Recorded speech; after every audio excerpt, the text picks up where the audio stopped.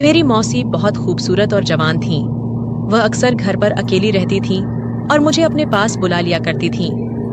मैं भी खुश होकर मौसी के पास चला जाता और उनके साथ कुछ अच्छा वक्त बिताता। एक दिन मौसी ने मुझे अपने घर बुलाया। मैं भी बिना किसी देरी के मौसी के घर चला गया। जब मैं उनके घर पहुंचा तो मौसी वॉशरूम से नहाकर बाहर आ रही थीं। जैसे ही मैंने उन्हें देखा, मैं हैरान रह गया। मौसी वाकई बहुत सुंदर लग रही थीं। उनकी खूबसूरती देखकर अंदाजा लगाना मुश्किल था कि वह शादीशुदा हैं। उस वक्त मैं अपने मौसा के घर ठहरा हुआ था क्योंकि मम्मी पापा विदेश जा रहे थे। इससे पहले जब छोटे मौसा मम्मी पापा से मिलने आए थे तो उन्होंने पापा से कहा कि आरो को हमारे घर छोड़ दीजिए। पापा ने पहले मना किया क्योंकि अब मैं बड़ा हो चुका था और अपना ख्याल खुद रख सकता था।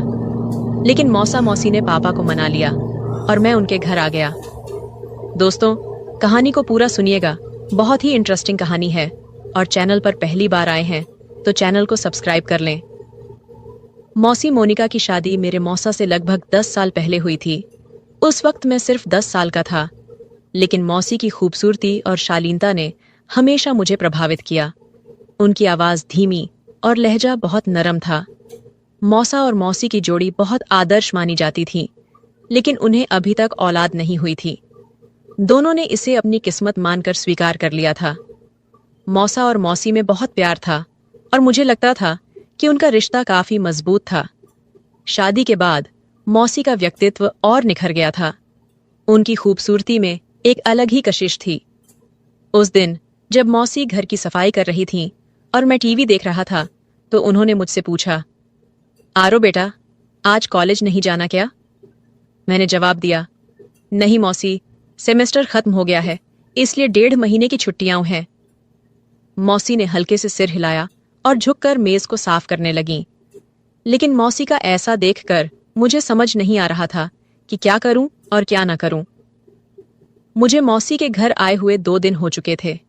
रात के खाने पर मौसा ने मौसी से कहा कि उन्हें 20 दिन के लिए लाहौर जाना है। अगर यह सफर लंबा होता तो वह मौसी को भी साथ ले जाते, लेकिन इस बार मैंने मौसी के पास रहने की वजह से उन्हें अकेले जाना मुनासिब समझा। इन 2 दिनों में मैंने मौसी की आदतों और दिनचर्या को ध्यान से देखा था। वह चाय की बहुत शौकीन थीं और हमेशा चाय में ज्यादा दूध डालती थीं, जबकि मुझे डिब्बे का दूध पीने की आदत थी। अगले दिन मैं अपने दोस्तों के साथ बैठा बातें कर रहा था। हमारी बातचीत का अंदाज मजाकिया और हल्का फुल्का था, लेकिन मेरे कुछ शब्द बहुत ही आपत्तिजनक थे। मौसी, जो पास ही थीं, मेरी बातें सुनकर चौंक गईं। उन्होंने मुझे आवाज देकर अपनी मौजूदगी का एहसास दिलाने की कोशिश की, लेकिन तेज म्यूजिक की वजह से मैं कुछ सुन नहीं पाया। मौसी थोड़ी देर मेरी बातें सुनती रहीं और फिर चुपचाप अपने कमरे में चली गईं। शाम को जब मैं दोस्तों के साथ बाहर जाने के लिए निकला तो मौसी को बताने उनके कमरे की तरफ गया। उस वक्त मेरे मन में कुछ खास नहीं था। वापस आकर मैं अपने कमरे में बेड पर लेट गया। थोड़ी देर बाद मैंने कहा, मुझे चाय चाहिए मौसी। मौसी ने मुस्कुराकर जवाब दिया, क्यों नहीं मेरे बच्चे, बस 2 मिनट में फ्रेश होकर आती हूँ और बना देती हूँ। ये कहकर वह बाथरूम की तरफ चली गई। मैं गैलरी में आकर बैठ गया और सामने लॉन के फूलों को देखने लगा। एक फूल मुझे बेहद पसंद आया। मैंने पास जाकर उसे ध्यान से देखा और फिर तोड़ लिया। मौसी की आवाज गैलरी में गूंजी, आरो, कहाँ हो? मैंने जवाब दिया, मैं बाहर हूं। थोड़ी देर में मौसी हाथ में ट्रे लेकर बाहर आईं। उसमें 2 कप चाय रखी हुई थी। उन्होंने एक कप मुझे पकड़ाया और दूसरा खुद अपने लिए लिया। उसी वक्त मैंने वह फूल जो मेरे हाथ में था मौसी की ओर बढ़ा दिया। मौसी ने मुस्कुराते हुए फूल मेरे हाथ से लिया और कहा, शुक्रिया मेरे बच्चे। उस वक्त उनकी मुस्कान ने मुझे एहसास दिलाया कि मेरी सोच और मेरी हरकतें बचकानी थीं। उनकी यह सरलता और प्यारा अंदाज मेरे मन पर गहरी छाप छोड़ गया। मैंने मौसी की तरफ देखा और कहा, मौसी, आपको बोरियत नहीं होती? आप सारा दिन घर में ही रहती हैं। मैं तो बोर हो गया हूं। चलिए कहीं बाहर घूमने चलते हैं। मौसी ने मुस्कुराते हुए कहा, नहीं आरो, मैं तो हमेशा तुम्हारे मौसा के साथ ही बाहर जाती हूँ। उनके बिना कहीं जाना मुझे अच्छा नहीं लगता। मैं खामोश होकर चाय पीने लगा। रात के खाने के बाद मैंने एक मूवी लगाई और देखने लगा। मौसी भी पास आकर बैठ गईं और मूवी देखने लगीं। जब उन्होंने देखा कि यह वही मूवी है जिसके डायलॉग दोपहर में मैंने गेम खेलते वक्त दोहराए थे, तो उन्होंने हैरानी से कहा, अच्छा, तो ये सब बातें तुमने यहीं से सीखी हैं? बेटा, ये तो बहुत गंदी बात है। तुम बहुत गंदी जबान इस्तेमाल कर रहे हो। मुझे शर्मिंदगी महसूस हुई। मौसी ने फिर कहा, मैं तुम्हारे पापा से कहूंगी कि तुम पर नजर रखें। लगता है तुम हाथ से निकलते जा रहे हो। मैंने नजर उठाई और शर्मिंदा होकर कहा, मौसी, गलती हो गई, मुझे माफ कर दीजिए। पर क्या करूं, सारे लड़के ऐसी मूवी देखते हैं। कभी कभी जवाब देना पड़ता है तो इस तरह की बातें मुंह से निकल जाती हैं। मेरी बात सुनकर मौसी हंस पड़ी और बोली, डरो मत, मैं किसी से कुछ नहीं कहूंगी। मुझे पता है कि लड़के ऐसे मजाक करते हैं। अच्छा, चलो अब कोई और मूवी लगाओ, ये तो बकवास है। ये सुनकर मेरी जान में जान आई। मैंने मौसी से पूछा, तो मौसी, कौन सी मूवी लगाऊं? मौसी ने कहा, कोई इंडियन मूवी लगाओ। मैंने उनके लिए एक इंडियन मूवी लगा दी। मौसी मूवी देखने लगी और मैं चोरी छिपे मौसी को देखने लगा। तभी मौसी ने अपनी एक टांग दूसरी टांग पर रख ली और सोफे पर टेक लगाकर आराम से बैठ गईं। मैंने भी उनकी नकल करते हुए अपनी एक टांग दूसरी पर रख ली। मुझे लगा कि मौसी ने मेरी इस हरकत को नोट किया है, क्योंकि उनके चेहरे पर हल्की सी मुस्कुराहट आ गई थी। मैं भी मौसी की तरह सोफे के दूसरे कोने पर बैठा हुआ था। थोड़ी देर बाद मौसी ने मुस्कुराते हुए अपनी पोजीशन बदली। मैंने भी उन्हें देखकर अपनी पोजीशन बदल ली। मौसी हंस पड़ी और बोली, आरो, तुम मेरी नकल कर रहे हो। मौसी की हंसी सुनकर मैं भी मुस्कुरा दिया। उनका यह हल्का फुल्का मजाक मेरे दिन का सबसे अच्छा पल बन गया। मैंने उनकी तरफ देखकर सिर हिलाया तो मौसी ने हल्का सा गुस्सा करते हुए कहा, तुम मुझे क्यों तंग कर रहे हो? मैंने मुस्कुराकर जवाब दिया, आपको तंग करना मुझे अच्छा लगता है। मौसी ने हैरानी से पूछा, क्यों? मैंने फौरन कहा, कितने दिन हो गए हैं, न किसी से डांट खाई है, न किसी ने जूते मारे। ऊपर से आप बहुत बोरिंग हो। मेरी बात सुनकर उनके माथे पर हल्की सी शिकन आई। उन्होंने कहा, आरो, क्या मैं सच में बोरिंग हूं? मैंने मजाक में जवाब दिया, पता नहीं, लेकिन अकेले रहकर मेरा क्या होगा, ये सोचकर डर लगता है। मौसी मुस्कुराई और बोली, तुम्हें मार खानी है तो मैं देती हूं। वह मुझे अब भी मासूम और शरारती बच्चा समझ रही थीं, और ये मेरे लिए फायदेमंद था। शायद इन्हीं फिजूल बातों के चलते मौसी और मैं अच्छे दोस्त बन गए। रात करीब 11 बजे मौसी के मोबाइल पर मौसा का फोन आया। वह फोन उठाकर अपने कमरे में चली गईं। मैंने कुछ देर मूवी देखी और फिर टीवी बंद करके अपने कमरे की तरफ जाने लगा। तभी मौसी के कमरे से उनकी आवाज सुनाई दी, आपको बहुत मिस कर रही हूं, पता नहीं ये दिन कैसे कटेंगे। दूसरी तरफ से क्या कहा गया ये तो नहीं पता, लेकिन मौसी की यह बात मेरे लिए किसी सरप्राइज से कम नहीं थी। अगले दिन सुबह मैं जल्दी उठ गया। फ्रेश होकर मैं किचन में गया, लेकिन वहां कोई नहीं था। मैंने सोचा कि मौसी अभी सो रही होंगी। उनके कमरे की तरफ देखा तो दरवाजा बंद था। मैंने खुद के लिए चाय बनाई, स्लाइस गर्म किए और मेज पर बैठकर नाश्ता करने लगा। थोड़ी देर बाद मौसी के कमरे का दरवाजा खुला।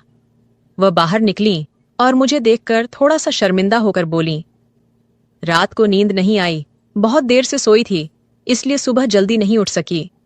मैंने मुस्कुराकर कहा, कोई बात नहीं, आपको नाश्ता करना है?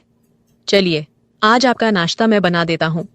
मौसी हंस पड़ी और बोली, तुम और नाश्ता? क्या बात है? मैंने कहा, पहले आप फ्रेश हो आइए, फिर देखते हैं। मौसी मुस्कुराई, सिर हिलाया और दोबारा अपने कमरे में चली गईं। मैंने आवाज लगाई, मौसी, आपको नाश्ते में क्या पसंद है? मौसी ने हंसते हुए कहा, तुम जो भी बनाओगे मैं खुशी से खा लूंगी। मैंने सिर झुकाकर कहा, जैसे आपकी मर्जी, और फिर किचन की तरफ मुड़ गया। मैं किचन में नाश्ता बनाकर लौटा और मौसी को आवाज दी। मौसी हॉल में आई और कुर्सी पर बैठ गईं। मैंने कहा, मौसी, आपका नाश्ता तैयार है। ट्रे को उनके सामने रख दिया। मौसी मेरी तरफ मुस्कुराते हुए देख रही थीं। उन्होंने मेरे सिर पर हाथ फेरा और प्यार से मेरे बालों को बिगाड़ दिया। मैंने उनके हाथ को पकड़ लिया और कहा, मौसी, आपने मेरे बालों का स्टाइल खराब कर दिया। मौसी ने हंसते हुए मेरे गाल पर हल्के से थप्पड़ मारा और कहा, कुछ नहीं हुआ, आराम से बैठो और नाश्ता करो।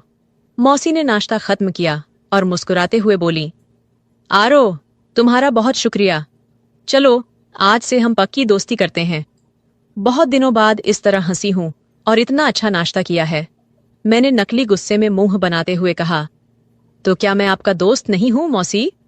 मौसी ने मेरे गाल पर चुटकी काटते हुए कहा, दोस्त हो पर कच्चे वाले। आज से पक्की दोस्ती करते हैं। मैंने गाल मलते हुए कहा, यार, आप आंटियों की तो ये बहुत गंदी आदत होती है, गाल ही लाल कर देती हैं। मौसी हंस पड़ी और फिर दोनों हाथ मेरे कानों की तरफ बढ़ाए। मैं भागने लगा। मौसी हंसते हुए मेरे पीछे भागी और बोली, रुको, तुम्हें मार लगाती हूं। मैं भागते भागते रुक गया और अपनी कमर पर हाथ रखकर सांस लेते हुए कहा, ठीक है। मौसी हंसते हुए पास आई और अचानक मेरे दोनों कानों पर चुटकी काट ली। मैंने रोने जैसी शक्ल बनाते हुए कहा, आपसे तो कोई प्यार की उम्मीद ही नहीं है, आप बहुत बेदर्द हैं। मौसी ने हंसते हुए मुझे देखा, जहां चुटकी काटी थी वहां प्यार से सहलाया और कहा, सॉरी यार। फिर उन्होंने कहा, अच्छा, मैं चेंज करके आती हूं, मार्केट से वह सामान ले आना है। मैंने कहा, ठीक है, मैं भी चेंज कर लेता हूं, शायद कोई लड़की मेरे जाल में फंस जाए और मेरे भी मजे हो जाएं। मौसी ने मुस्कुराते हुए मेरी कमर पर हल्का सा थप्पड़ मारा और कहा, आरो, थोड़ी तो शर्म करो। मैंने हैरानी से पूछा, शर्म किस बात की मौसी? मौसी बोली, अपनी इन तूफानी हरकतों से। मैंने हंसकर जवाब दिया, यार, जिंदगी में थोड़ा सा मजा भी होना चाहिए, वरना तो सारी उम्र आप मुझे किसी काम का नहीं छोड़ेंगी। आरो ने मजाक करते हुए कहा। मौसी को पहले तो उसकी बात समझ नहीं आई, लेकिन जब समझ में आई तो वह थोड़ी देर के लिए चुप हो गई। फिर अपने पांव से चप्पल उतारते हुए बोली, थोड़ी सी तो शर्म करो, आरो। आरो हंसते हुए अपने कमरे की ओर बढ़ा गया। थोड़ी देर बाद वह बाहर आया और सोफे पर बैठकर टीवी देखने लगा। कुछ समय बाद मौसी भी बाहर आ गईं। जब मौसी बाहर आईं तो आरो की नजरें उन्हें देखे बिना नहीं रह पाईं। मौसी सफेद रंग की कमीज और जीन्स में काफी आकर्षक लग रही थीं। आरो ने मजाक करते हुए कहा, मैं, क्या इरादा है? मौसी ने पहले अपने कपड़े देखे, फिर आरो को हैरान होकर पूछा, क्या हुआ? आरो ने दिल पर हाथ रखते हुए कहा, आपके दीवाने इस शहर में 1000 होंगे, लेकिन इतनी सुबह दुकान कौन खोलेगा? मौसी को अपनी गलती का एहसास हुआ और बोली, ठीक कह रहे हो। आरो ने कहा, जब आप बाहर निकलती होंगी तो लोग आपको ही देखेंगे। मौसी मुस्कुराते हुए बोली, आरो, थोड़ी शर्म करो, मैं तुम्हारी मौसी हूं। आरो ने सर झुकाकर कहा, ठीक है मौसी। तो मौसी हंस पड़ी। फिर वह पास बैठते हुए बोली, तुम फ्लर्ट करना नहीं छोड़ोगे ना? आरो ने मुस्कुराते हुए कहा, मैं फ्लर्ट नहीं कर रहा हूं मौसी। मौसी ने हंसते हुए कहा, माफ करना यार। और थोड़ी देर बाद मौसी ने पूछा, सच में तुम्हारी कोई गर्लफ्रेंड नहीं है? आरो ने जवाब दिया, कोई आप जैसी मिली नहीं, वरना उसे गर्लफ्रेंड क्या, अपनी लाइफ पार्टनर बना लेता, चाहे पापा को समझाना पड़ता। मौसी मुस्कुराते हुए बोली, मैं अच्छी लगती हूं तुम्हें? आरो ने फिर अपने सिर को थोड़ा झुकाकर हल्के से कहा, बहुत ज्यादा मौसी। मौसी ने कहा, तू बाज नहीं आएगा। फिर अचानक कहा, आरो, दूध ले आओ, खत्म हो गया है। आरो ने सिर हिलाया और बाजार की ओर चला गया। वापस आकर उसने दूध के बर्तन को फ्रीजर में रखा और मौसी को बताने के लिए उनके कमरे में गया। लेकिन जो दृश्य उसने देखा वह पागल कर देने के लिए काफी था। मौसी शायद नहाकर बाहर आई थीं। ये वक्त आरो के लिए बेहद कठिन था और वह महसूस कर रहा था कि जैसे उसकी ताकत खत्म हो गई हो। वह पलटने ही वाला था जब मौसी ने आवाज दी, दूध ले आए हो? आरो की आवाज जैसे रुक सी गई थी। उसने सिर हिलाया और मौसी धीरे धीरे कदम उठाते हुए उसकी ओर बढ़ी। उसने आरो के चेहरे के नीचे हाथ रखा और पूछा, क्या हुआ आरो? आरो ने सिर उठाया और मौसी की आंखों में देखते हुए कहा, कुछ नहीं मौसी। मौसी ने उसकी आंखों में गहरी नजर डाली और बोली, सच सच बताओ, क्या मेरा इस तरह तुम्हारे सामने आना सही है? आरो ने सिर हिलाया और फिर सिर झुकाकर कहा, अगर आपको लगता है कि मैं आपकी तरफ आकर्षित हो रहा हूं तो आप गलत हैं मौसी। आपका जिस्म आपका प्यार जताने का तरीका हो सकता है, लेकिन यही सब कुछ सही नहीं है। मौसी ने गहरी सांस ली और उसे देखा जैसे वह पूरी तरह से दीवाना हो। आरो ने फिर सिर उठाया और कहा, लेकिन मैं यह भी नहीं चाहता कि आप मुझे अपनाएं और फिर अचानक मुझे अपने दीदार से महरूम कर दें। मौसी के लिए यह एक बड़ा फैसला था। फिर वह बेड पर बैठ गई और कहा, आओ मेरे पास बैठो। आरो धीरे धीरे उनके पास आकर बैठ गया। मौसी ने उसका हाथ पकड़ा और दूसरे हाथ पर रखा। आरो, जो भी मिल जाए उसका शुक्र करना चाहिए, वह बोली। आरो को यह समझ में आ गया कि मौसी के मन में क्या चल रहा था और उसने खुद को कमरे से बाहर खींच लिया। तभी उसे महसूस हुआ कि मौसी अंदर रो रही हैं। उनकी सिसकियों की आवाज बाहर तक आ रही थी। वह दरवाजे के पास गया और पूछा, क्या आप ठीक हैं? अंदर से कोई जवाब नहीं आया, लेकिन सिसकियां फिर से सुनाई देने लगीं। आरो ने फिर पूछा, मौसी, क्या हुआ? आप क्यों रो रही हैं? अंदर से आवाज आई, आरो, मुझे थोड़ी देर अकेला रहना है, प्लीज तुम अपने कमरे में चले जाओ। आरो ने कहा, ठीक है, अगर आप ठीक हैं तो बताइए। मौसी ने कहा, मैं ठीक हूं। लेकिन आरो को अब भी यह समझ में नहीं आ रहा था कि आगे क्या करना चाहिए। मैं जल्दी से वापस आ गया। फिर कुछ देर बाद मौसी भी फ्रेश होकर बाहर आई और मुझसे माफी मांगने लगी। उस दिन के बाद से मैंने मौसी का बहुत ज्यादा ख्याल रखना शुरू कर दिया, क्योंकि वह बहुत ज्यादा तन्हाई का शिकार हो गई थी और मुझसे प्यार करने लगी थी। मैंने फोन करके मामा को वापस बुला लिया। मौसी जवान और खूबसूरत औरत थी, इसलिए वह अपनी तन्हाई को मिटाने के लिए बहुत ज्यादा तरस गई थी। लेकिन शुक्र है कि हम दोनों में इस तरह का कोई भी ताल्लुक कायम नहीं हुआ। कुछ दिन मैंने और मौसी के घर में गुजार दिए और फिर मेरे मम्मी पापा घर वापस आ गए और मैं अपने घर वापस चला गया। मेरा सभी लोगों का यही कहना है कि हमेशा घर में किसी के सहारे अपनी बहन या पत्नी को अकेले छोड़कर ना जाएं, क्योंकि शैतान कभी भी इंसान को बहका सकता है और शैतान के बहकावे में आकर यह गलती इंसान कर बैठता है। लिहाजा ये काम करने से पहले 1000 बार सोचना चाहिए, क्योंकि आप लोगों के घर टूट सकते हैं। मर्दों से गुजारिश है कि वह अपनी बहन या पत्नी को किसी के भरोसे पर छोड़कर न जाएं। जब मैं घर वापस लौट आया तो मुझे लगा कि जैसे कुछ अनकहा और अधूरा सा रह गया हो। मेरी जिंदगी में जो बदलाव आए थे वे केवल बाहरी नहीं थे, बल्कि अंदरूनी भी थे। मुझे यह एहसास हुआ कि रिश्तों का असली मोल समय और समझदारी में है। मौसी और मैं एक दूसरे से ज्यादा करीब हो गए थे, लेकिन इस करीबी में एक सीमा बनी रहनी चाहिए थी। एक दिन जब मैंने मौसी से बात की तो उसकी आंखों में एक नई तरह की शांति थी। वह अब पहले जैसी तन्हाई का शिकार नहीं थी और मुझे लगा कि वह अब अपने जीवन में सच्ची खुशियों की तलाश में है। मैंने मौसी से कहा, आप अब खुश रहना डिजर्व करती हैं मौसी। उसने मेरी ओर देखा। उसकी आंखों में एक हल्की सी मुस्कान थी, लेकिन उसके भीतर एक गहरी समझ थी जो उसने मुझे कभी दिखाई नहीं थी। उसने कहा, हर रिश्ते में एक सफर होता है आरो। मैंने अपनी गलती को समझा और अब खुद को प्यार और सम्मान देना सीख लिया है। तुमसे भी एक बात कहनी थी, हम सब अपने जीवन में कुछ खोते हैं, लेकिन उसे वापस पाने का रास्ता तब मिलता है जब हम अपनी अपनी सीमाओं का सम्मान करते हैं। ये शब्द मेरे दिल को छू गए और मुझे समझ में आया कि हर रिश्ते में केवल प्यार ही नहीं, बल्कि आत्म आदर और समझदारी भी जरूरी होती है। मौसी ने मुझे वह सिखाया जो मैं पहले कभी नहीं समझ पाया था। उस दिन के बाद मुझे एहसास हुआ कि प्यार केवल शारीरिक आकर्षण तक सीमित नहीं होता, बल्कि यह सच्ची मित्रता, परिवार और एक दूसरे के दर्द को समझने की प्रक्रिया भी होती है।